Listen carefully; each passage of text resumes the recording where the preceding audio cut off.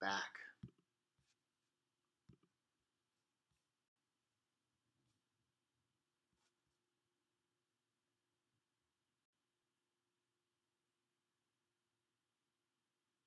All right.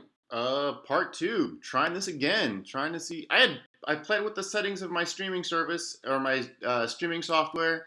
I was thinking about getting into live streaming video games. Wanted to see if my computer was like strong enough, and I apparently messed everything up. We're gonna see how this works. But thank you for bearing with me. But this has been Matt with Heroic Tactics, and I'm ready for one of my weekly updates. And I kind of feel like a slob because I'm still in my PJs and stuff like that. But it is cold out, and I'm feeling super lazy.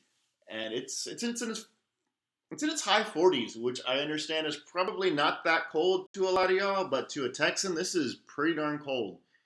In fact, if we were back where I was growing up, this would be a snow day. This is pretty cold, and I'm feeling super lazy, and I'm in PJs right now, and I'm really forcing myself to get moving because Imperial Assault I play in 2 hours, so I need to get going and get going at it. I've got some super awesome, well, potentially super awesome news is that I have a job interview on Monday. And if you've followed my channel, I had to quit playing L5R because I was worried about losing my job or worried about losing my job. My current job is going to go away probably at the beginning of next year.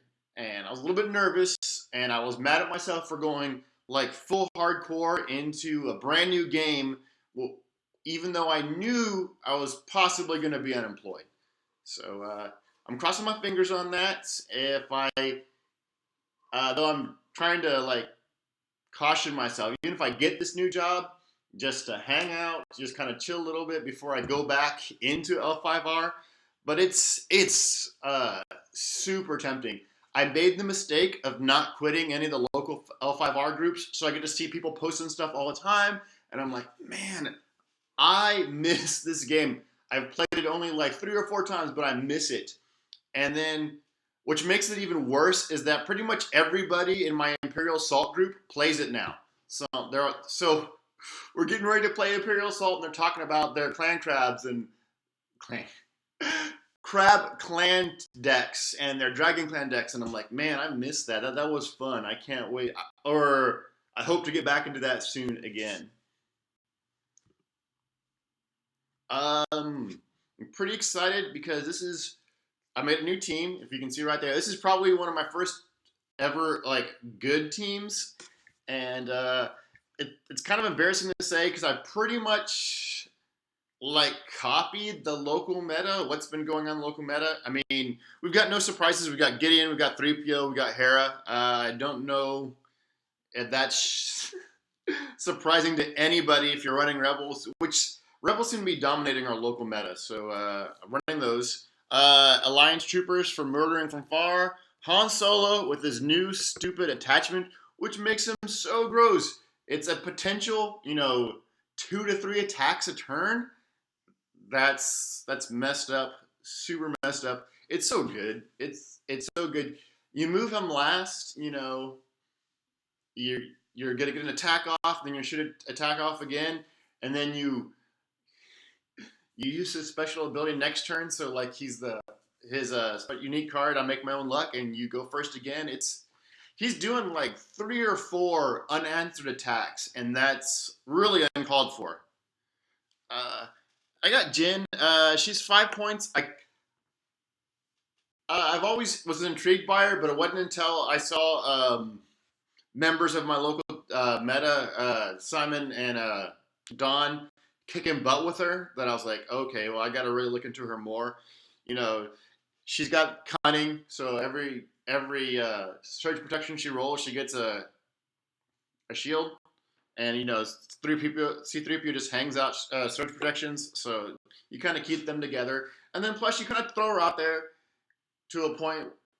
You throw her out there, so you're like, do you really want to activate? Because I'm gonna get a free shot off on you. So she's 5 points that could really mess with your opponent's plans. Because like I know I had to considerably play around her, trying to avoid her getting free shots, especially with some of my weaker dudes. So she is annoying to play around.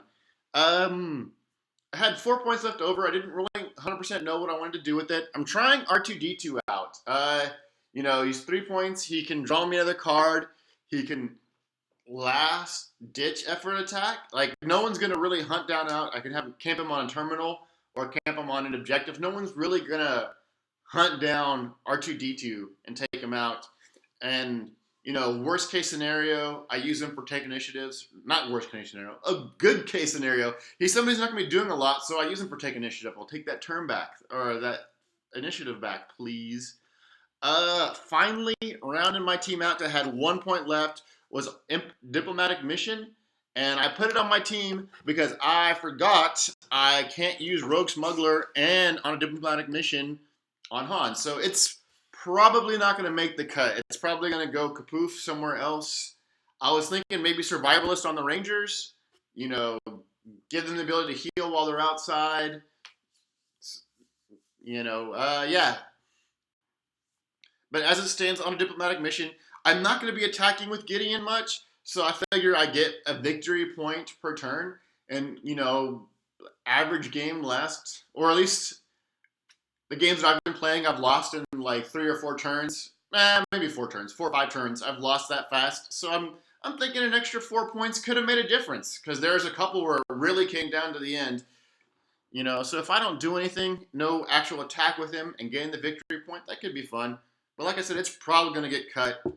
And then, I'm possibly worried.